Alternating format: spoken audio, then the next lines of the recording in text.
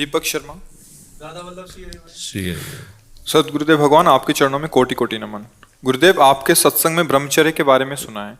तब मैं अपनी पत्नी से 2-3 महीने संसारिक व्यवहार नहीं किया, मगर ऐसा बार बार नहीं हो पाता। मैं ग्रस्त हूँ, मैं ब्रह्मचर्य का पालन भी करना पूरा चाहता हूँ। सुना नहीं क्या? अगर पूरा सुने होते तो ये भी प्रश्न नहीं होता। अगर ब्रह्मचर्य का पालन करने का तात्पर्य गृहस्थ का होता है जितना दोनों मिलकर अंतराय बना सके उतना ठीक है। जहां अंतराय ना बना पाए तो इसीलिए गृहस्थ धर्म में स्वीकृत हुआ है। आप उसमें कोई पाप तो लगना नहीं। अपने परिवार हो, अपने गृहस्थी में हो, पराई माता बहन की तरफ गंदी दृष्टि मत करो और दोनों मिल करके जितना अंतराय बना सको उतना बना लो। नहीं बना लिया तो उसमें कोई परेशानी नहीं। एक पत्नी व्रत लेकर के गृहस्थी में चलो, कोई परेशानी नहीं। और जितना अंतराय सह सको अच्छी बात है, उसमें कोई परेशानी। तो उसमें कोई पाप थोड़ी लग जाता है कि 3 महीने अंतराय बनाया फिर इसके बाद संयोग किया तो पाप बन गया। नहीं नहीं, गृहस्थ धर्म में वो तो ऐसा इसीलिए स्वीकार ही किया है। गृहस्थ धर्म स्वीकार ही इसीलिए किया, तो उसमें कोई परेशानी नहीं। सदगुरुदेव भगवान, आपने सत्संग में एक प्रसंगवश कहा था कि तुम्हारा रंग हम पे नहीं चढ़ने वाला, अभी मेरा रंग तुम पे चढ़ेगा। सदगुरुदेव भगवान, अपना रंग हमारे पे चढ़ा अब हमारे रंग में चढ़ने के लिए पहले देखो कपड़ा साफ हो। धोबी के पास जैसे रंगरेजा के पास पहुंचाए ना तो पहला काम वो करता है कपड़ा साफ करता है, फिर साफ कपड़े में अपना रंग चढ़ाता है जो रंग चढ़ाना होता है। तो ये जो सत्संग हो रहा है, भजन हो रहा है, कपड़ा साफ हो, पहले मन निर्मल हो, फिर प्रियालाल का रंग चढ़ेगा। अच्छा, हमारे ऊपर इसलिए नहीं चढ़ेगा कि बचपन से रंग ही चढ़ता चला आ रहा है। अब उसमें तुम्हारा रंग क्या चढ़ पाएगा? कोई चाहो कि हमें मुस्कुराहट फंसा सकते हो, तो जो फंसा हुआ उसको कौन फंसा सकता है? अब जो फंसा ना हो तो फंसा सकते हैं। अब हम ऐसी जगह फंसे हैं, तुम्हारी ताकत नहीं कि वहां से छुटा सको। जय जय श्री भट्ट प्रेम रस बंधन क्यों छूटे दृढ़ फंद। प्रेम रस बंधन क्यों छूटे दृढ़ फंद। अब मैं भी चाहता हूँ कि आप मुझे अपने रंग में रखें। तो सत्संग सुनो और नाम जप करो प्रियालाल का, तो अपने आप धीरे धीरे पहले मन निर्मल होगा, निष्पाप होगा, फिर उसमें प्रियालाल का प्रेम रंग चढ़ने लगेगा। लोकेश जी, गुरुदेव आपके चरणों में कोटि कोटि प्रणाम। गुरुदेव, मेरे मन में कुछ भाव आते थे, परंतु आपकी आज्ञा याद आती थी कि नाम जप और आज्ञा पालन करो तो गुरु के पास ही हो। परंतु गुरुदेव, कुछ दिन पहले एक एकांतिक वार्तालाप में आपने किन्हीं साधक के प्रश्न के उत्तर में कहा कि हमारी नजरों में रहो, आते जाते रहो।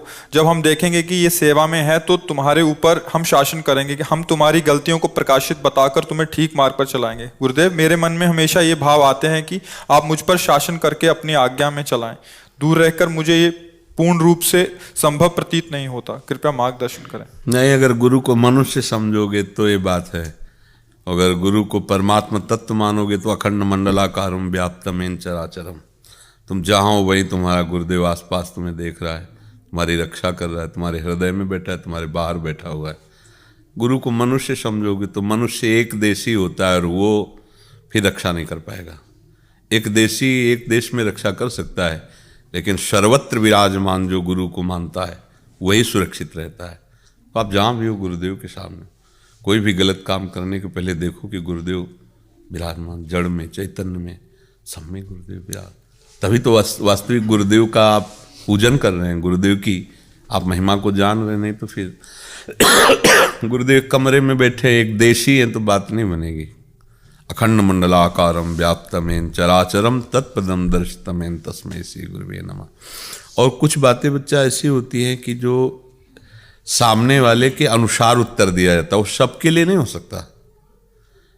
अब जैसे मेडिकल स्टोर में दवाइयाँ आई हैं, लेकिन डॉक्टर एक ही बुखार है लेकिन अलग अलग पावर की दवाई देगा, अलग अलग।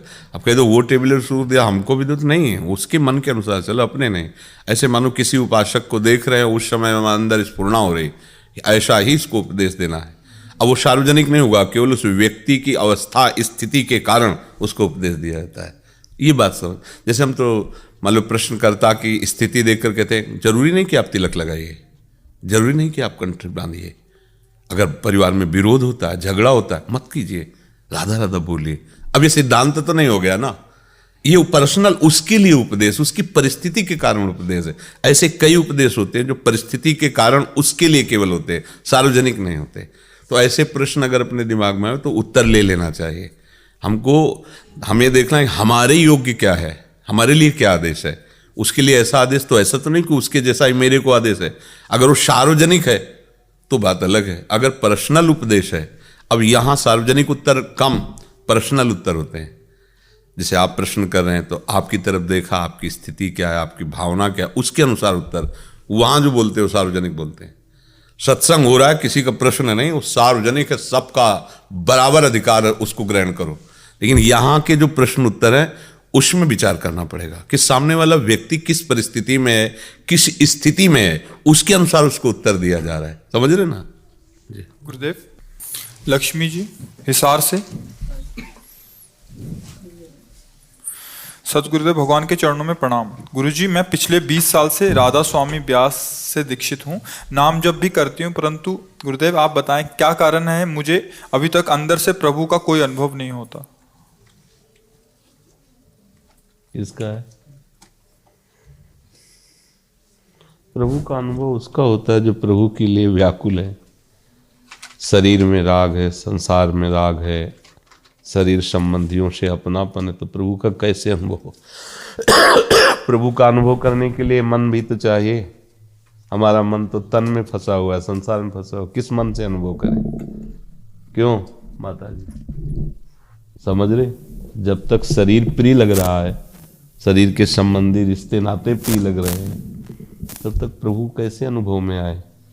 वो तो उसी के अनुभव में आते हैं जो प्रभु के लिए अपने प्राणों को भी तुच्छ समझ लेता है कि अब बस जब नहीं मिले तो हमारे प्राण निकल जाएंगे, ऐसी स्थिति तो अनुभव में आ जाते हैं। और ये स्थिति गुरु मंत्र के खूब भजन से आती है।